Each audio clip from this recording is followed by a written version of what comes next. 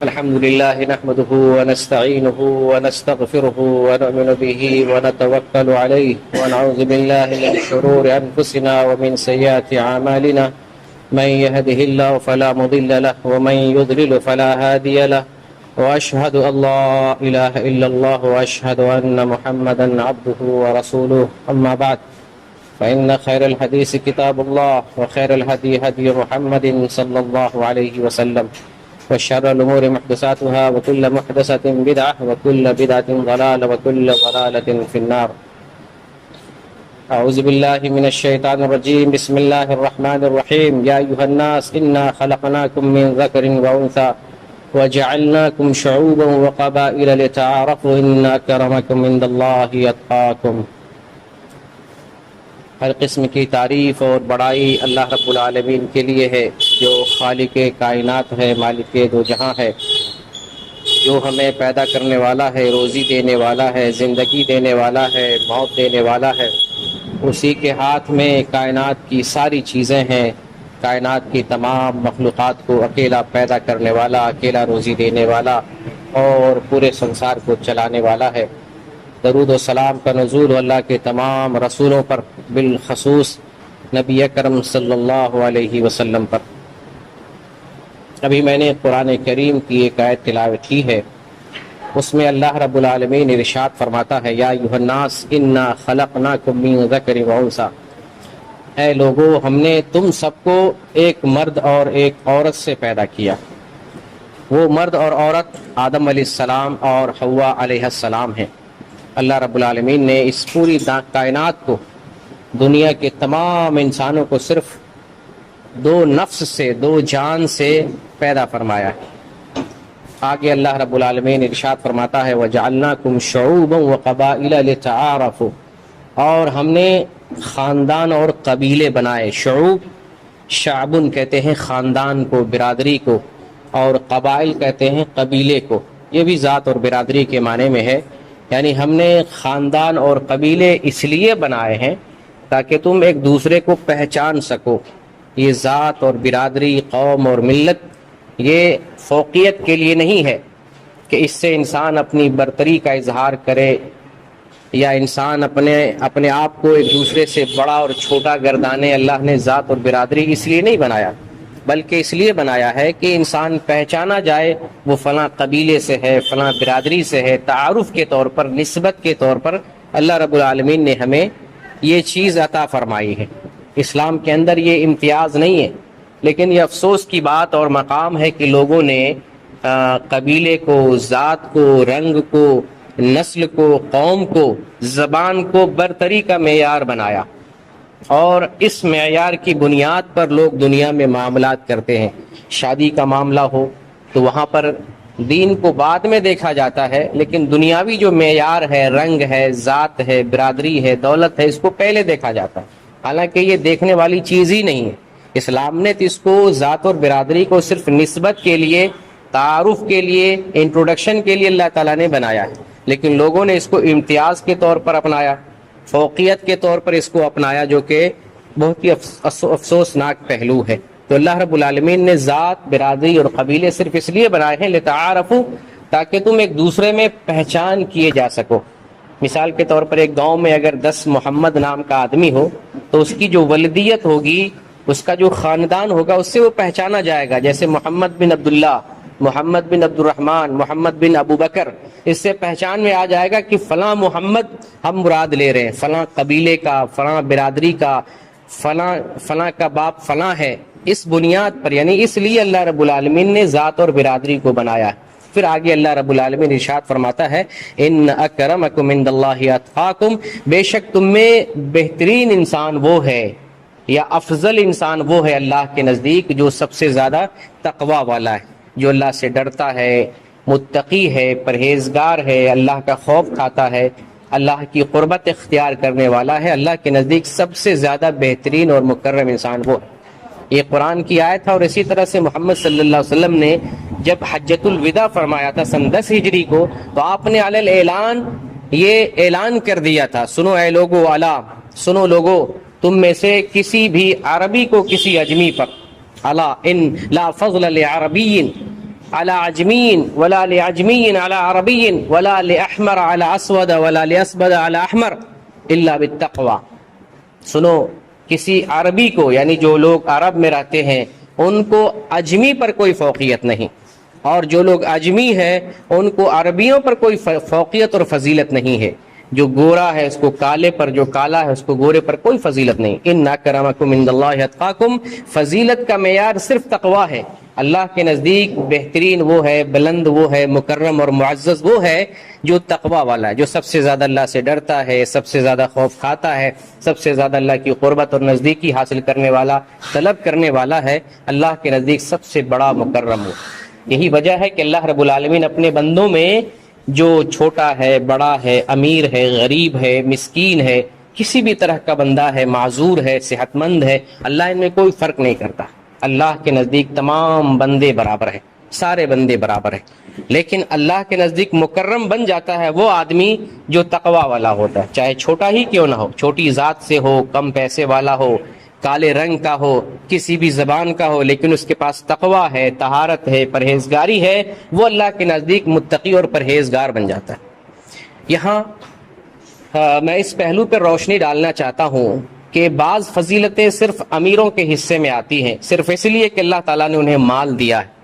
تو جن کو اللہ تعالیٰ نے مال دیا ہے ایسے لوگ حج کر سکتے ہیں، ایسے لوگ عمرہ کر سکتے ہیں، ایسے لوگ جہاد کر سکتے ہیں، ایسے لوگ صدقہ و خیرات کر سکتے ہیں، زکوٰۃ دے سکتے ہیں. یہ فضیلت غریبوں کے حصے میں نہیں آتی ہے. اس معاملے میں ایسا نہیں ہے کہ اللہ رب العالمین فرق کرتا ہے غریبوں اور امیروں کے درمیان، ایسی بات نہیں ہے. بہت سے لوگ یہ سوچ سکتے ہیں کہ اللہ رب العالمین نے ہمیں مال نہیں دیا، ہم حج نہیں کر سکتے ہیں، عمرہ نہیں کر سکتے ہیں، ہم جہاد نہیں کر سکتے ہیں، صدقہ و خیرات نہیں کر سکتے ہیں، غریبوں کو زکوٰۃ نہیں دے سکتے ہیں. احساس کمتری میں مبتلا ہونے کی ضرورت نہیں ہے. اللہ تعالیٰ کے نزدیک جتنے بھی بندے ہیں سب برابر ہیں، سارے لوگ برابر. اللہ تعالیٰ نے سب کی رعایت بھی کی ہے. اللہ تعالیٰ نے کسی کو مال دیا ہے تو اللہ رب العالمین اس مال کو دے کر اللہ یہ آزمانا چاہتا ہے کہ اس مال کو صحیح سے حاصل کرتا ہے یا نہیں، مال کو صحیح سے خرچ کرتا ہے کہ نہیں. اللہ تعالیٰ نے کسی کو غریبی دی ہے، اللہ وہاں بھی امتحان لیتا ہے کہ غربت میں یہ کامیابی حاصل کرتا ہے کہ نہیں، صحیح سے بندگی کرتا ہے کہ نہیں، غربت میں اور فقر کی بنیاد پر کہیں وہ اسلام سے نکل تو نہیں جاتا، اللہ کو چھوڑ کر غیر اللہ کے راستے پر نہیں چلا جاتا، اللہ سے مانگنے کی بجائے کہیں غیروں سے تو نہیں مانگنا شروع کر دیتا. تو ہر جگہ امتحان ہے، اور اللہ تعالیٰ نے اپنے تمام بندوں کے درمیان رعایت رکھی ہے. ہر کسی کو موقع دیا ہے کہ وہ اللہ کے نزدیک مکرم بن سکے. اگر پیسہ نہیں بھی ہے پھر بھی اللہ تعالیٰ نے موقع دیا ہے، چانس دیا ہے، وہ اللہ کے نزدیک مکرم اور محترم بن سکتا ہے. اللہ نے ایسے ایسے اعمال بیان کیے ہیں، محمد صلی اللہ علیہ وسلم نے ایسے ایسے افعال اور ایسے ایسے اعمال اور ایسی سنتیں ہمیں بیان فرمائی ہیں کہ اگر انسان ان سنتوں پر عمل کرتا ہے تو گھر بیٹھے بھی حج اور عمرے کا ثواب لے سکتا ہے. مکہ اور مدینہ بھی جانے کی ضرورت نہیں ہے. غریب ہوتے ہوئے، پیسہ نہ ہوتے ہوئے بھی ہم اللہ رب العالمین کے دین پر عمل کرتے ہوئے، نبی کریم صلی اللہ علیہ وسلم کی بتائی ہوئی سنت پر عمل کرتے ہوئے ہم حج اور عمرے کا ثواب لے سکتے ہیں. اس لیے مایوس تو کبھی نہیں ہونا چاہیے. مومن کو کبھی مایوس نہیں ہونا چاہیے کہ اللہ نے ہمیں پیسہ نہیں دیا ہے.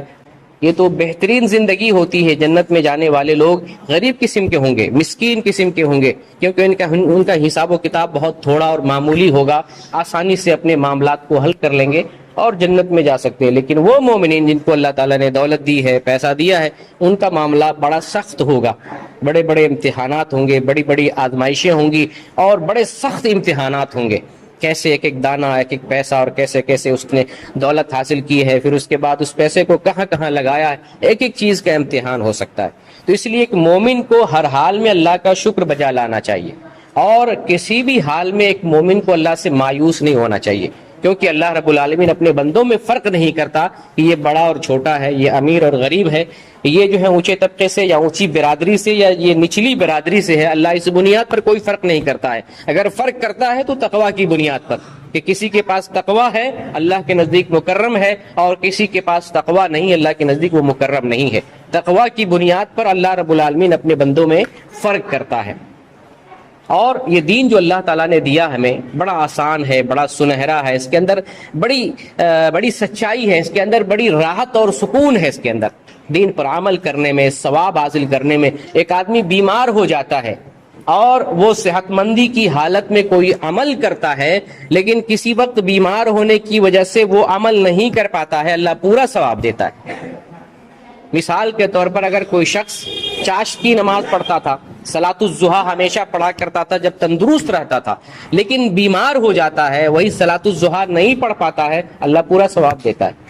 کوئی شخص اپنی زندگی میں تہجد کی نماز برابر پڑھتا تھا، مسلسل پڑھتا تھا، لیکن بیمار ہو جاتا ہے، کھڑے ہونے کی، تہجد پڑھنے کی طاقت نہیں رہتی ہے، اللہ پورا ثواب لکھتا ہے۔ اسی طریقے سے حدیث میں یہ بھی ہے کہ جو آدمی مقیم ہوتا ہے اور جتنا عمل کر رہا ہوتا ہے، سفر کرنے کی وجہ سے اگر اس کا عمل کوئی عمل رک جاتا ہے، اللہ رب العالمین پورا ثواب دیتا ہے۔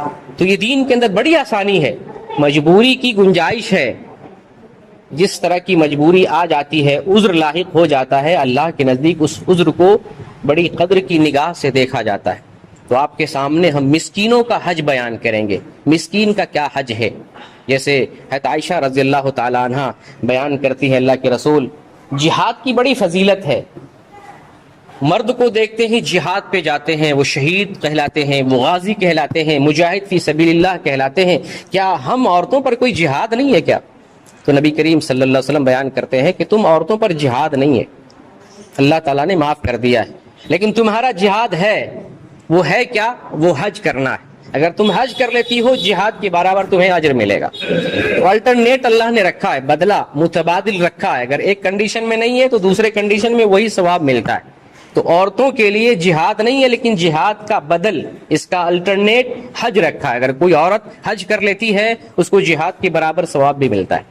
تو اسی طریقے سے کوئی امیر آدمی ہے، وہ حج کر رہا ہے، عمرہ کر رہا ہے، زکوٰۃ دے رہا ہے، صدقہ و خیرات کر رہا ہے، تو اس کا الٹرنیٹ غریبوں کے لیے یہ ہے کہ اللہ تعالیٰ نے ایسے اعمال بیان کیے، محمد صلی اللہ علیہ وسلم نے ایسے اعمال بیان کیے، ان کو کرنے کی وجہ سے ایک کم پیسے والا آدمی، ایک غربت کی زندگی گزارنے والا آدمی بھی حج عمرے کے برابر ثواب حاصل کر سکتا ہے۔ جیسا کہ ایک حدیث ہے، ابو ہریرہ رضی اللہ تعالیٰ عنہ بیان کرتے ہیں، کچھ مسکین لوگ نبی کریم صلی اللہ علیہ وسلم کی خدمت میں آئے اور عرض کیا، اے اللہ کے رسول، مالدار لوگ بڑا مقام و مرتبہ لے گئے، وہ تو جنت بھی لے گئے، مقام و مرتبہ لے گئے، وہ ہماری طرح نماز پڑھتے ہیں، ہماری طرح روزہ رکھتے ہیں، جیسے ہم نماز پڑھ رہے ہیں وہ بھی نماز پڑھ رہے ہیں، جیسے ہم روزہ رکھتے ہیں اسی طریقے سے وہ لوگ بھی روزہ رکھتے ہیں۔ اللہ رب العالمین نے مالداروں کو مال عطا فرمایا ہے، تو مال کی وجہ سے وہ ہم سے فضیلت لے گئے، نماز تو پڑھ ہی رہے ہم ہی جیسا، روزہ رکھ رہے ہیں ہم جیسے، لیکن اللہ نے مال دیا ہے تو ہم سے آگے بڑھ گئے، وہ مال کی وجہ سے وہ فضیلت لے گئے، ہم مسکین مال نہ ہونے کی وجہ سے ان سے پیچھے ہو گئے۔ اللہ تعالیٰ نے ان کو مال دیا ہے تو اس مال سے حج کر رہے ہیں، اللہ تعالیٰ نے مال دیا ہے اس مال سے وہ عمرہ کر رہے ہیں، اللہ تعالیٰ نے مال دیا ہے تو اللہ کے راستے میں جہاد کر رہے ہیں، اللہ تعالیٰ نے مال دیا ہے تو اس مال سے صدقہ و خیرات اور زکوٰۃ دے رہے ہیں۔ یہ فضیلت ہم غریبوں اور مسکینوں کے حق میں نہیں ہے۔ تو نبی کریم صلی اللہ علیہ وسلم نے عرض کیا کہ مایوس ہونے کی ضرورت نہیں ہے، اللہ نے سب کی رعایت کی ہے، اللہ نے سب کو ایک اس دین میں قدر کی نگاہ سے دیکھا ہے، اور سب کے حساب سے اللہ تعالیٰ نے اس دین کو بیان فرمایا۔ اللہ کے نبی صلی اللہ علیہ وسلم بیان کرتے ہیں، میں تمہیں ایسی بات نہ بتاؤں جس بات پر تم عمل کرتے ہو تو جو گزر گئے بڑے عمل والے، بڑے پائے کے مومنین، ان کے درجے تک تم پہنچ سکتے ہو، اور پھر تمہارے بعد آنے والے تمہارے اس مقام کو پا نہیں سکتے ہیں، اور تم اپنے درمیان، لوگوں کے درمیان تم سب سے اچھے مومن مسلمان بن کر رہو گے۔ وہ عمل کیا ہے؟ سوائے ان لوگوں کے جو تم جیسا عمل کریں گے تو ان کو بھی ویسا ہی ثواب ملے گا۔ وہ عمل کیا ہے؟ ہر نماز کے بعد 33 مرتبہ سبحان اللہ، 33 مرتبہ الحمدللہ، 33 مرتبہ اللہ اکبر، یہ عمل کرو، کتنا ثواب ملے گا؟ حج کرنے سے بڑھ کر، عمرہ کرنے سے بڑھ کر، جہاد کرنے سے بڑھ کر، اور صدقہ و خیرات دینے سے بڑھ کر۔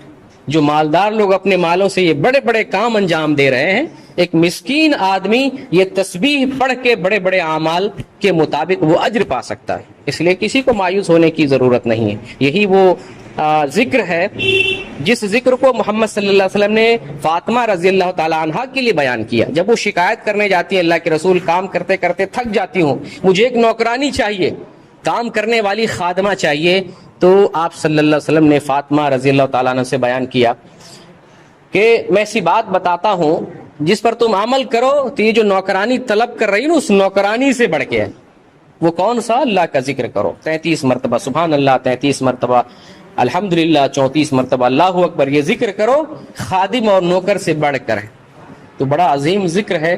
اس لیے جب ہم فرض نماز پڑھیں تو اس ذکر کو ہمیشہ کر کے جائیں، اس ذکر پر ضرور عمل کریں۔ تو اس دین میں اللہ رب العالمین نے جہاں مالداروں کے لیے فضیلت رکھی ہے، وہاں غریبوں کے لیے، مسکینوں کے لیے اور ناداروں کے لیے بھی رعایت رکھی ہے، وہ لوگ بھی اعمال انجام دے کر بڑے بڑے ثواب پا سکتے ہیں۔ اسی طریقے سے ایک حدیث ہے، نبی کریم صلی اللہ علیہ وسلم ارشاد فرماتے ہیں کہ جو آدمی فجر کی نماز جماعت سے پڑھتا ہے اور اسی جگہ پر بیٹھا رہتا ہے، ذکر کر رہا ہوتا ہے یہاں تک کہ سورج طلوع ہو جاتا ہے، بلند ہو جاتا ہے، جس کو شروق کہتے ہیں عربی میں، شروق، یا اردو میں ہم لوگ بولتے ہیں طلوع آفتاب۔ جب آفتاب طلوع ہو جاتا ہے، سورج نکل جاتا ہے، سورج نکلنے کے بعد تھوڑا سا بلند ہو جائے، لگ بھگ 10 سے 15 منٹ کا وقفہ ہوتا ہے، سورج بلند ہو جائے ایک نیزے کے برابر، سورج طلوع ہو اور طلوع ہو کر بلند ہو جائے ایک نیزے کے برابر، ایک نیزہ سمجھتے 1 میٹر سمجھ لیں، 1 میٹر کے برابر سورج بلند ہو جائے، اور یہ اتنی دوری طے کرنے میں سورج کو 10 سے 15 منٹ لگتا ہے۔ جب سورج تھوڑا سا بلند ہو جائے ایک نیزے کے برابر، 2 رکعت نماز پڑھ لیں، اس انسان کو مکمل حج اور عمرے کے برابر ثواب ملتا ہے۔ یہ ہے غریبوں کا حج اور عمرہ، اللہ نے سب کے لیے برابر حق رکھا ہے۔ جو انسان، محمد صلی اللہ علیہ وسلم فرماتے ہیں، جو آدمی فرض نماز کے لیے گھر سے نکلتا ہے، حج کے برابر ثواب ملتا ہے، اور جو نفل نماز کے لیے نکلتا ہے، بعض روایتوں میں آیا چاشت کی نماز۔ چاشت کی نماز کسے کہتے ہیں؟ سورج نکلنے کے بعد سے ظہر سے پہلے درمیان میں جو 2 رکعت نماز پڑھ لیتے ہیں، 2 سے لے کر 8 رکعت تک کتنا بھی پڑھ سکتے ہیں، کم از کم 2 رکعت ہے، تو وہ چاشت کی نماز کہلاتی ہے۔ اسی کو اوابین کی نماز بھی کہتے ہیں، اور شروع وقت پہ پڑھتے ہیں تو اس کو اشراق کی نماز کہتے ہیں۔ جب سورج طلوع ہو جائے فوراً اسی وقت 2 رکعت نماز پڑھتے ہیں، اس کو اشراق کی نماز کہتے ہیں۔ اس کا ثواب حج اور عمرے کے برابر ہے۔ تو نماز پڑھنے کے لیے انسان گھر سے نکلتا ہے اور حج کے برابر ثواب ملتا ہے، عمرے کے برابر ثواب ملتا ہے۔ تو جو چاشت کی نماز کے لیے یا نفل نماز کے لیے گھر سے نکلتا ہے، عمرے کے برابر ثواب ملتا ہے۔ اسی طریقے سے ایک دوسری حدیث میں آتا ہے، ایک صحابی محمد صلی اللہ علیہ وسلم سے عرض کرتے ہیں، اللہ کے رسول، میں جہاد کرنے کی خواہش رکھتا ہوں، مجھے جہاد کا شوق ہے، مگر اس کی طاقت نہیں ہے، کیا اسلام میں کوئی گنجائش ہے، ہمارے لیے کوئی راستہ ہے کہ جہاد نہ کر سکوں تو کوئی دوسرا کام کر کے جہاد جیسا ثواب پا سکوں؟ تو جیسے کہ میں نے بتایا، اسلام نے ہر کسی کی رعایت کی ہے، کوئی معذور ہے، کوئی نابینا ہے، کوئی غریب ہے، یا کوئی پیسے والا ہے، ہر درجات کے انسان کے لیے اسلام نے رعایت رکھی ہے۔ نبی کریم صلی اللہ علیہ وسلم اس آدمی سے پوچھتے ہیں، کیا تمہارے والدین میں سے کوئی زندہ ہے؟ تو اس آدمی نے کہا کہ ہاں میری والدہ زندہ ہے۔ تو آپ صلی اللہ علیہ وسلم نے فرمایا کہ جاؤ تم اپنی والدہ کی، اپنی امی کی خدمت کرو، یہ خدمت کرنا تمہارے لیے حج کے برابر، عمرے کے برابر اور جہاد کے برابر ثواب ہے۔ تم حاجی بھی کہلاؤ گے، عمرہ کرنے والے بھی کہلاؤ گے، اور مجاہد بھی کہلاؤ گے، والدہ اور والد کی خدمت سے۔ تو یہ بڑا مقام اور مرتبہ ایک حدیث میں آیا ہے۔ ایک دوسری حدیث ہے، جو آدمی مسجد کی طرف نکلتا ہے علم سیکھنے کے لیے یا علم سکھانے کے لیے، تو اللہ تعالیٰ اس کو مکمل حج کے برابر ثواب دیتا ہے۔ تو دین میں، اسلام میں اللہ رب العالمین نے بڑا بڑا بدلہ رکھا ہے، چھوٹے چھوٹے اعمال ہیں اور بڑے بڑے اللہ تعالیٰ نے بدلہ رکھا ہے۔ لیکن یہاں یہ بات ذہن میں رہے کہ ایک انسان فرائض کو ادا کرے، پھر نفلی چیزوں کو ادا کرے۔ صرف چاشت کی نماز پڑھ لے، فرض نہ پڑھے، فائدہ نہیں۔ تہجد کی نماز پڑھے، فرض نماز نہ پڑھے، کوئی فائدہ نہیں ہے۔ تسبیح کی نماز پڑھ لے، صلاۃ التسبیح پڑھے اور فرض نماز نہ پڑھے، کوئی فائدہ نہیں۔ قربانی کرے، عید کی نماز پڑھے، بقرعید کی نماز پڑھ لے، جا کے حج کر لے، عمرہ کر لے، لیکن فرائض ادا نہ کرے۔ جو فرائض ہے، واجبات ہے، جو اللہ کے حقوق ہے، ان حقوق کو ہمیں، واجبات کو ادا کرنا پڑے گا۔ پھر نفلی جو عبادات ہے، ان عبادات کو اگر آپ انجام دیتے ہیں تو اللہ رب العالمین بڑے سے بڑے بدلہ عطا فرماتا ہے۔ تو اس دین میں اللہ تعالیٰ نے تمام لوگوں کے لیے گنجائش رکھی ہے، جو امیر ہیں، جو غریب ہیں، اللہ تعالیٰ نے سب کی رعایت فرمائی ہے۔ اسی لیے اللہ تعالیٰ نے اپنے بندوں کو بیان کیا، اپنے بندوں کو یہ اعلان کیا، بتایا کہ کبھی بھی تم اللہ کی رحمت سے مایوس نہ ہو، کبھی بھی اللہ کی رحمت سے مایوس نہیں ہونا چاہیے۔ یہاں پر کچھ معاشرے میں اور اپنے سماج میں کچھ غلط باتیں مشہور ہیں، ان باتوں کی وضاحت کر دیتا ہوں۔ جیسے بہت سے لوگوں میں یہ بات مشہور ہے کہ والدین کے چہرے کی طرف نظر رحمت سے دیکھتا ہے تو اسے حج مبرور کا بدلہ ملتا ہے۔ تو یہ بات صحیح حدیث سے ثابت نہیں ہے. جو بات صحیح ہے ہمیں وہ تسلیم کرنا ہے. جو جھوٹی باتیں ہیں ان باتوں کو اللہ یا اللہ کے رسول کی طرف نسبت کرنا بڑا بہتان ہے. یہ اللہ کی بات وحی ہے، جی کلام الہی جو قرآن کی بات ہے وہ اللہ کی بات ہے، اور اللہ کی بات کے لیے ہمیں لوگوں کی باتوں کو جو بیان کی گئی ہے، جو مشہور ہو گئی ہے، پھیل گئی ہیں، ایسے ہی اللہ کی طرف منسوب نہیں کر دیں گے یہ اللہ کی بات ہے. یا اسی طریقے سے ہم کسی بات کو، ہما شما کی بات کو، عام لوگوں کی بات کو، بے تکی باتوں کو ادھر ادھر بیان ہو رہی ہے یا سوشل میڈیا پر کوئی بات پھیل رہی ہے، اس بات کو محمد صلی اللہ علیہ وسلم کی طرف منسوب کر دیں، یہ بڑی حماقت اور بہت بڑی گستاخی ہے. محمد صلی اللہ علیہ وسلم کی بات اللہ کی بات ہے. اللہ نے قرآن میں ارشاد فرمایا وما ينطق عن الهوى ان هو الا وحی یوحى. محمد صلی اللہ علیہ وسلم اس وقت تک نہیں بولتے، یعنی اس وقت تک زبان سے کوئی بات نہیں بتاتے جب تک اللہ کی طرف سے کوئی وحی نہیں آ جاتی ہے. اللہ کی طرف سے پیغام آتا ہے، اللہ کی طرف سے وحی آتی ہے، تبھی جا کر محمد صلی اللہ علیہ وسلم صحابہ کرام کو کوئی بات بتاتے ہیں. تو محمد کی بات کوئی معمولی نہیں ہے کہ ہم کوئی بھی بات اٹھا کر کے کہہ دیں محمد صلی اللہ علیہ وسلم نے بیان کیا، یا کوئی بھی بات اٹھا کر کے بیان کر دیں یہ حدیث ہے، یہ سنت ہے، یہ جو ہے وحی ہے. اس لیے سوشل میڈیا پر خاص طور سے جو نوجوان لوگ فیس بک پر کوئی بات آ جاتی ہے اور بیان کرنے لگتے ہیں کہ ہاں ایسی بات پڑھ لیا، ایسی بات دیکھ لیا، ایسی بات سن لیا، اس بات کی تحقیق ضروری ہے. یہ بات اللہ کی ہے کہ نہیں، یہ بات رسول کی بات ہے کہ نہیں. محمد صلی اللہ علیہ وسلم کا فرمان ہے کہ جو کوئی میری طرف ایسی بات منسوب کرے جو میں نے نہیں کہی ہے وہ اپنا ٹھکانہ جہنم بنا لے، کیونکہ رسول کی بات کوئی معمولی بات نہیں ہے. اور یہی وجہ ہے کہ پرانے زمانے سے لے کر جب دشمنوں کو ضرورت پڑی ہے اسلام کو توڑنے کے لیے، اسلام کو بدنام کرنے کے لیے، تو جھوٹی باتیں گڑھ کر کے محمد صلی اللہ علیہ وسلم کی طرف منسوب کر دی گئی، اللہ کی طرف منسوب کر دی گئی، تاکہ مسلمان خوش ہو جائے، مسلمان ان باتوں کو سن کر اور جان کر حیرت میں پڑ جائے، افسوس میں پڑ جائے، یا مسلمان اختلاف میں واقع ہو جائے، مسلمانوں میں انتشار پھیل جائے، اسلام کو نقصان پہنچے. ایسی سی باتیں بنا کر گڑھ کے لوگوں نے جو ہے اسلام میں داخل کیے. جیسے شیعہ لوگ بیان کرتے ہیں کہ قرآن کے 30 پارے جو ہے، یا قرآن کی 30 صورتیں، یا قرآن کا ایک پارہ بکری نے کھا لیا. اگر یہ بات سچ مان لیتے ہیں اسلام کے اندر نقص پیدا ہو جائے گا، اسلام مکمل نہیں ہوگا. اللہ قرآن میں اعلان کرتا ہے الیوم اکملت لکم دینکم واتممت علیکم نعمتی ورضیت لکم الاسلام دینا. اللہ تعالیٰ نے اعلان کر دیا یہ بات کب؟ حج کے دنوں میں، جب محمد صلی اللہ علیہ وسلم عرفہ میں تھے، 10 ہجری کو حج ہو رہا تھا، اسی ٹائم یہ آیت نازل ہوئی الیوم اکملت لکم، اے محمد آج میں نے تمہارے لیے دین کو کمپلیٹ کر دیا. اگر یہ بات جو شیعہ لوگ کہتے ہیں یا دشمن اسلام کہتے ہیں یہ صحیح مان لیتے ہیں کہ بکری نے ایک پارہ کھا لیا، تو یہ ماننا پڑے گا کہ قرآن میں 30 پارے ہیں، ایک پارہ کم ہو گیا، 31 پارہ ہونا چاہیے تھا، اسلام ناقص ہو جائے گا. تو جو لوگ مسلمان ہیں وہ اسلام سے پھر جائیں گے. یہ اسلام تو انکمپلیٹ ہے، اسلام تو مکمل ہے ہی نہیں، اس لیے اس کو ماننے میں کوئی فائدہ نہیں. اسلام پتہ نہیں اسلام کی کون سی بات رہ گئی، اس لیے شیعہ لوگ مزید قرآن میں اضافہ کرتے ہیں. تو اس طریقے سے جھوٹی باتیں لوگ بنا کر اسلام کے اندر جو ہے منسوب کر دیتے ہیں. بہت سے لوگ اپنا دھندا کرنے کے لیے اسلام کی طرف اپنی بات منسوب کرتے ہیں. ایک آدمی بیگن بیچ رہا ہے، جب بیچ رہا تھا اس کا بیگن نہیں بک رہا تھا، تو اس نے اپنی طرف سے جھوٹی بات منسوب کر کے نبی کریم صلی اللہ علیہ وسلم کی طرف نسبت کر دی کہ فلاں صحابی نے نبی کریم صلی اللہ علیہ وسلم سے یہ بات سنی، نبی صلی اللہ علیہ وسلم نے یہ بیان فرمایا من اکل باذنجان دخل الجنہ، جو بیگن کھائے گا وہ جنت میں داخل ہوگا. آپ جو بیگن والی حدیث سنے گا تو ظاہر سی بات آدمی پھٹافٹ بیگن خریدنا شروع کرے گا، اس کا بیگن بکنے لگا، شروع ہو گیا. تو یہ جھوٹی بات بولا تھا، یہ حدیث نہیں ہے. تو اس طریقے سے بہت سے لوگوں نے اپنا کام نکالنے کے لیے جھوٹی حدیثیں بیان کر کے محمد صلی اللہ علیہ وسلم کی طرف منسوب کر دیا. اس طرح سے دشمنان اسلام نے بھی بہت ساری جھوٹی باتیں بنا کر کے اسلام کی طرف منسوب کر دیا. ان کا مقصد اسلام میں تفرقہ پھیلانا، مسلمانوں کو شبہے میں ڈالنا، مسلمانوں کے اندر تفرقہ بازی کرنا. تو اس لیے اگر ہمارے پاس کوئی ایسی جھوٹی بات آتی ہے جس کا ثبوت نہیں ہے، جس کی سند نہیں ہے، جو حدیث کی معتبر کتابوں میں جو بڑی بڑی کتابیں ہیں، بخاری ہے، مسلم ہے، ابو داؤد ہے، نسائی ہے، ترمذی ہے، ابن ماجہ ہے، موطا ہے، یہ جو حدیث کی امہات الکتب ہیں، بڑی بڑی کتابیں ہیں، ان کتابوں میں اگر یہ حدیث نہیں پائی جاتی ہیں، یا ان میں ہے لیکن یہ حدیث ضعیف ہے یا موضوع ہے یا گڑی ہوئی حدیث ہے، پھر ہمیں اس کو بھی نہیں ماننا ہے. تو میں بیان کر رہا تھا کہ حج اور عمرہ جو میں بتایا ہوں ابھی آپ سے کہ غریبوں کا حج اور عمرہ کیا ہے.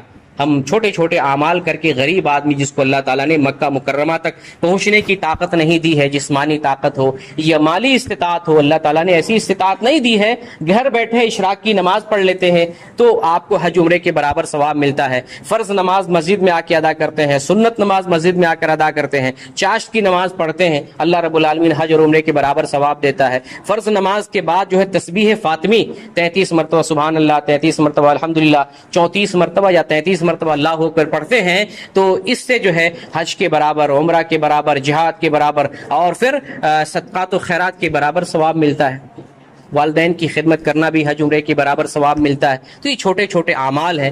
تو انہی پس منظر میں یہ بھی بیان کر رہا ہوں کہ کچھ جھوٹی باتیں بھی ہمارے معاشرے میں پھیلی ہوئی ہیں، جیسے کہ یہ بات ہے کہ اگر والدین کے چہرے کی طرف نظر رحمت سے کوئی دیکھتا ہے تو حج مبرور کا ثواب ملتا ہے۔ یہ جھوٹی بات ہے، ایسی کوئی صحیح حدیث نہیں۔ اسی طریقے سے ایک حدیث لوگوں میں مشہور ہے کہ جو آدمی مسجد کی صفائی کرتا ہے تو 400 حج کے برابر ثواب ملتا ہے۔ ایسی کوئی صحیح حدیث نہیں ہے۔ جو جھوٹی بات ہے ہمیں اسے نہیں بیان کرنا ہے، بلکہ جو لوگ جھوٹی باتیں بیان کرتے ہیں ان کو ہمیں متنبہ کرنا ہے کہ بھائی یہ جو بات بیان کر رہے ہو کوئی معمولی چیز نہیں ہے، یہ محمد صلی اللہ علیہ وسلم کی طرف نسبت کرنا، اور اگر جھوٹی بات ہے اور نسبت کرو گے تو جہنم میں جاؤ گے۔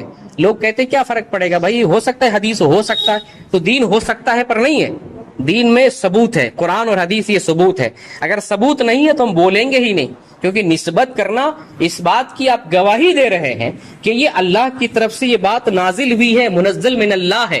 نبی کی بات اللہ کی بات ہوتی ہے، نبی اسی وقت کوئی بات کہتے ہیں جب تک اللہ تعالیٰ نہ بتائے، اللہ تعالیٰ بتاتے ہیں پھر محمد صلی اللہ علیہ وسلم بیان کرتے ہیں۔ اس لیے کوئی الٹی پلٹی بات، سنی سنائی بات، ادھر ادھر والی بات لوگوں میں بیان نہیں کرنا چاہیے، تو یہ بات بھی جھوٹی ہے۔ اسی طریقے سے بہت سارے لوگ جو ہے کہتے ہیں والدہ کی قبر کی زیارت کرو گے تو عمرے کے برابر ثواب ملے گا، یہ بھی بات صحیح حدیث سے ثابت نہیں ہے۔ اسی طریقے سے لوگ کہتے ہیں اگر سورۃ الحج کی تلاوت کرو گے تو تمہیں جو ہے 40 حج کے برابر ثواب ملے گا، یا سورہ یاسین کی تلاوت کرو گے، پوری سورت کی تلاوت کرو گے تو 20 حج کے برابر ثواب ملے گا۔ یہ جھوٹی باتیں ہیں، اس کا کوئی ثبوت نہیں۔ اس طرح سے ایک لمبی فہرست ہے جن کو یہاں بیان نہیں کیا جا سکتا ہے۔ کہنے کا مقصد یہ ہے کہ جو بات آپ کو ٹھوس لگے، دلیل کے ساتھ، دلیل موجود ہو، معلوم ہو، یقین کے ساتھ، تبھی جا کر اس بات کو آئندہ کہیں دوسرے کے پاس بیان کریں۔ جس بات کا آپ کے پاس ثبوت نہ ہو، جس بات پر یقین نہ ہو کہ یہ بات قرآن میں ہے یا نہیں، حدیث میں ہے یا نہیں،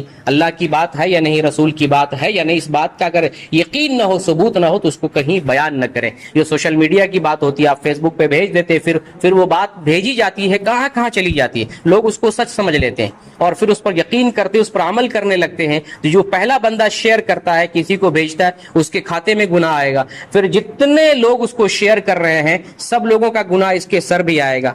قابیل نے حابیل کو قتل کیا، قتل کرنے والا تو یہ بندہ ہے، دنیا میں جتنا قتل ہو رہا ہے سب کے گناہ اس کے سر بھی جائے گا، قتل کرنے والے کا بھی گناہ اس کے سر جائے گا۔ قیامت تک جتنے لوگ قتل کریں گے قابیل کے سر پہ گناہ جائے گا۔ اسی لیے محمد صلی اللہ علیہ وسلم کا فرمان ہے من دل علی خیر فلہ مثل اجر فاعلہ، جو کسی نیکی اور بھلائی کی طرف رہنمائی کرتا ہے اس کو اتنا ہی ثواب ملتا ہے جتنا عمل کرنے والے کو ثواب ملتا ہے۔ اگر آپ کسی کو نیک بات بتاتے ہیں، نیکی کی دعوت دیتے ہیں، بھلی بات بتاتے ہیں اور وہ اس پر عمل کرنے لگتا ہے تو جو عمل کرنے والے کو ثواب ملے گا بتانے والے کو بھی اتنا ہی ثواب ملے گا۔ لیکن اگر کوئی جھوٹی بات بتا دے، غلط بات بتائے، غلط بات شیئر کر دے تو اب جو لوگ عمل کریں گے پھر اس کو شیئر کریں گے، جتنا گناہ اس کو ملے گا اتنا ہی گناہ اس بندے کو ملے گا جس نے پہلی بار اس بات کو نشر کی تھی۔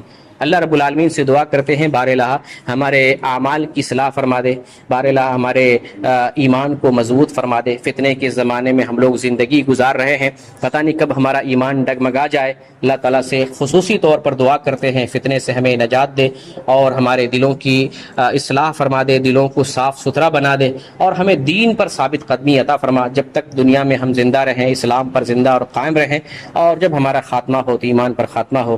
آمین۔ وآخر دعوانا ان الحمد للہ رب العالمین۔